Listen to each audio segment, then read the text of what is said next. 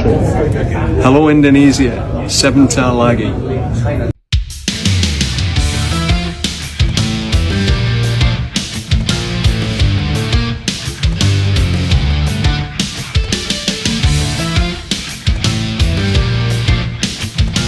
Persiapan John Hartman untuk menghadapi turnamen perdananya bersama skuad Garuda kini menarik dinantikan. Skuad John Hartman di Timnas Indonesia dengan formasi andalannya kini menarik perhatian menjelang laga debutnya sebagai pelatih baru di Timnas Indonesia. Sosok Ilkan Bagot dan dua pemain lainnya berpotensi dipanggil oleh John Hartman di FIFA Series mendatang. Pelatih Timnas Bulgaria langsung beri komentar begini menjelang timnya melawan Timnas Indonesia di FIFA Series Maret mendatang di GBK. Sosok Calvin Verdong kini akhirnya comeback setelah mengalami cedera menjelang tim Merah Putih kembali berkumpul.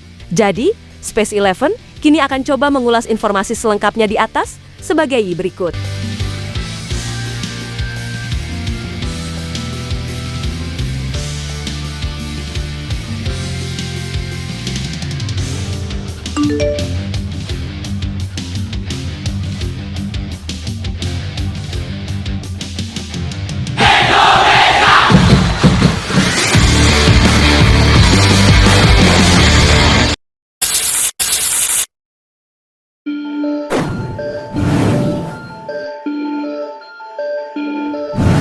Era baru Timnas Indonesia kini telah resmi dimulai setelah John Hartman ditunjuk sebagai pelatih kepala. Kehadiran pelatih berpengalaman asal Inggris itu langsung memantik perhatian publik sepak bola nasional, terutama terkait komposisi pemain dan kerangka skuad yang akan dibawanya dalam waktu dekat. Apalagi, Hartman tidak memiliki masa adaptasi panjang, karena Timnas Indonesia akan segera tampil di ajang FIFA Series serta Piala AFF. Sebagai pelatih baru, John Hartman menghadapi tantangan besar untuk meramu skuad kompetitif dalam waktu singkat. Namun meski demikian, rekam jejaknya yang sukses membawa Kanada lolos ke Piala Dunia menjadi modal kepercayaan. Ya, John Hartman dikenal sebagai pelatih yang fleksibel secara taktik dan mampu memaksimalkan kekuatan individu pemain ke dalam sistem permainan kolektif. Dalam beberapa tim yang pernah ditanganinya, Hartman kerap menerapkan skema modern seperti 3-4-3 atau 4-3-3. Skema tersebut dinilai relevan dengan karakter pemain Timnas Indonesia saat ini, di mana komposisi pemain keturunan dan lokal yang merata di setiap lini, membuat skuad Garuda saat ini relatif siap menjalankan dua formasi tersebut, baik dengan pendekatan bertahan maupun menyerang. Untuk posisi penjaga gawang,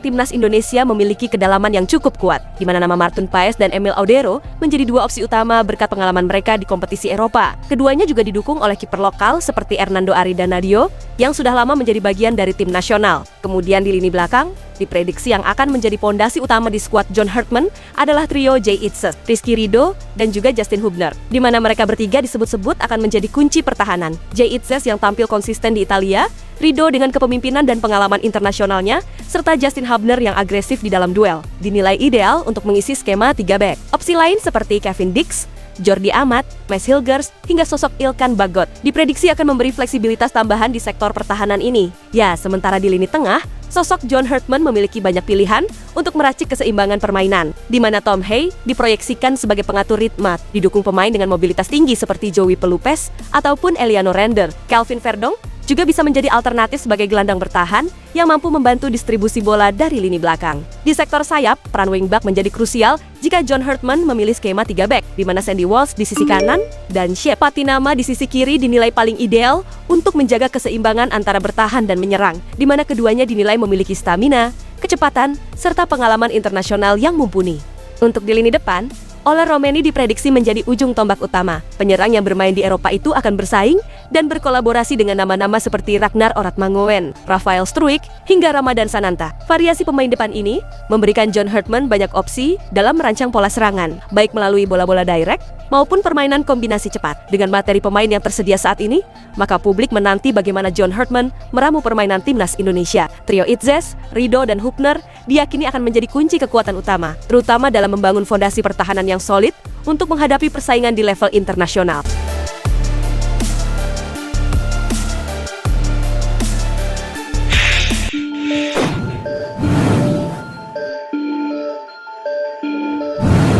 Kedatangan pelatih baru asal Inggris di kursi kepelatihan Timnas Indonesia kini benar-benar membuka lembaran baru bagi sejumlah pemain, di mana sosok John Hartman diperkirakan akan melakukan pemantauan intensif untuk mencari komposisi terbaik skuad Garuda, terutama menjelang tugas perdananya di FIFA Series 2026 ini pada Maret mendatang. Meskipun mayoritas pemain yang menjadi andalan di babak kualifikasi Piala Dunia kemarin, seperti Jay Itzes, Calvin Verdong, dan Oli Romeni, kemungkinan besar akan tetap dipertahankan. Namun peluang bagi nama-nama pemain yang sempat absen kembali sangat terbuka lebar. Space Eleven mencermati adanya potensi beberapa pemain yang layak mendapatkan kesempatan untuk dicoba di bawah arahan John Herdman ini. Apalagi, persaingan di posisi pertahanan kini benar-benar terbuka dengan sejumlah nama pemain. Namun, satu pemain bek jangkung berusia 23 tahun, yaitu Elkan Baggott, kini ikut berpotensi besar untuk kembali dipanggil ke timnas Indonesia, di mana kapabilitasnya sebagai bek telah teruji di kompetisi di Inggris, dan menjadikannya aset berharga bagi lini pertahanan skuad Garuda. Ya, sosok Elkan Baggott memang sempat ditepikan dari skuad timnas Indonesia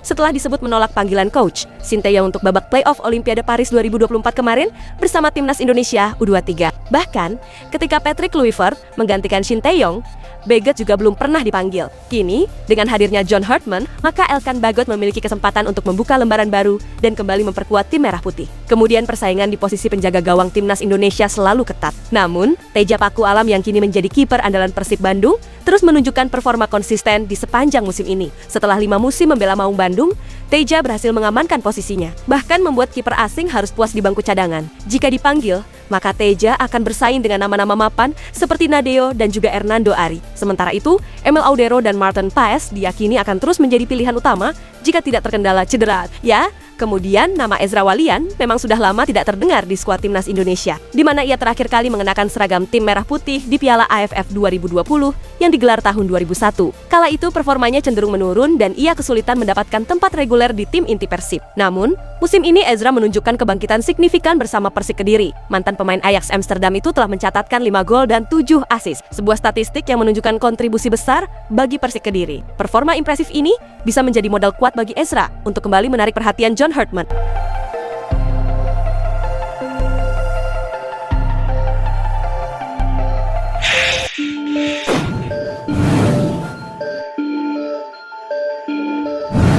Pelatih timnas Bulgaria yaitu Aleksandar Dimitrov menyebutkan bahwa pergantian juru taktik timnas Indonesia dari Patrick Kluivert ke John Herdman memperlihatkan ambisi besar negeri kepulauan. Ya, diketahui Bulgaria akan menjadi salah satu peserta FIFA Series di Indonesia pada Maret mendatang. Sedangkan Indonesia sendiri merupakan negara yang tidak asing bagi Aleksandar Dimitrov, karena pelatih Bulgaria tersebut sudah pernah merasakan atmosfer sepak bola Indonesia, baik sebagai pemain maupun pelatih, di 2 dekade yang lalu. Selain itu, ia juga mengikuti perkembangan di Indonesia, termasuk pergantian pelatih dari Patrick Kluivert ke John Herdman. Menurut Dimitrov, Indonesia merupakan tim yang paling berambisi lolos ke Piala Dunia. Ya, sebelumnya, impian masyarakat Indonesia untuk menyaksikan timnas senior tampil di Piala Dunia harus kandas. Setelah menelan 2 kali kekalahan di putaran 4 kemarin, setelah memecat Patrick Kluivert, PSSI kemudian kembali melanjutkan impian lolos ke Piala Dunia di tahun 2030 di bawah asuhan John Herdman. Dimitrov mengatakan bahwa Indonesia mempunyai sumber daya, terutama finansial, untuk mewujudkan ambisi tersebut sekaligus mengobati kekecewaan. Indonesia adalah negara yang banyak berinvestasi di sepak bola.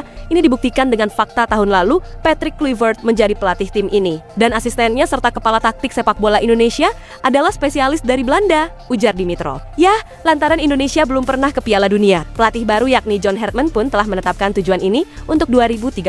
Selain itu, menurutnya, ambisi Indonesia lainnya adalah ingin menyelenggarakan Piala Dunia, alias menjadi tuan rumah di tahun 2034 atau di 2038. Jadi ini adalah negara di mana sepak bola adalah sebuah agama, berkembang sangat-sangat cepat dengan sumber daya keuangan yang sangat-sangat, saya harus katakan, besar, kata sang pelatih timnas Bulgaria tersebut. Ya, FIFA Series ini juga memberi kesempatan bagi Bulgaria untuk bertemu dengan tim sepak bola lain dari benua lain dengan mentalitas yang berbeda. Hal itu dianggap akan membantu, terutama dari sudut pandang komunikasi, untuk menjalin kontak yang baik. Pria berusia 49 tahun ini kemudian mengenang pengalamannya sebagai pemain Persipura Jayapura, serta menjadi asisten pelatih di Mutiara Hitam dan timnas senior. Saya telah menghabiskan 3 tahun yang luar biasa, 2 tahun sebagai pemain di Persipura dan Petrokimia, dan kemudian sebagai asisten pelatih Ivan Kolev di Persipura dan di tim nasional Indonesia, kata Dimitrov. Di Indonesia, sepak bola adalah sebuah agama. Saya hanya akan mengatakan, ketika masih menjadi pemain sepak bola, ada 5.000 orang yang hadir di latihan kami, terang sang pelatih menceritakan.